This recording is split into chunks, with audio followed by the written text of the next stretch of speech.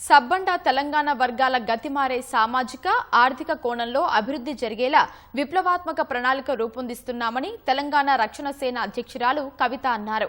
మాజీ మంత్రి బోడ జనార్దన్ టీఆర్ఎస్ పార్టీలో చేరగా కవిత కండువా కప్పి పార్టీలోకి ఆహ్వానించారు. సింగరేణి సంస్థను నాశనం చేస్తున్నారని, కార్మికులకు తీవ్ర అన్యాయం జరుగుతోందని ఆరోపించారు. సింగరేణిలో కాంగ్రెస్ ప్రభుత్వం దోపిడీకి తెగబడిందన్న కవిత భట్టి విక్రమార్క నేతృత్వంలో జరుగుతున్న దోపిడీని ఎత్తి చూపాల్సిన అవసరం ఉందని కవిత అన్నారు. ఐఎన్టీయూసీ కార్మికుల హక్కులను కాలరాస్తున్నాయని కవిత విమర్శించారు. ఇవాళ డిపెండెంట్ ఉద్యోగాలను మొత్తం పొడగొట్టేటటువంటి ప్రయత్నం కాంగ్రెస్ పార్టీ చేస్తూ ఉన్నది. ప్రతి ఒక్క కార్మికుడి హక్కుని కాలరాజేసిందే ఈ రెండు సంఘాలని మనం చెప్పక తప్పదు.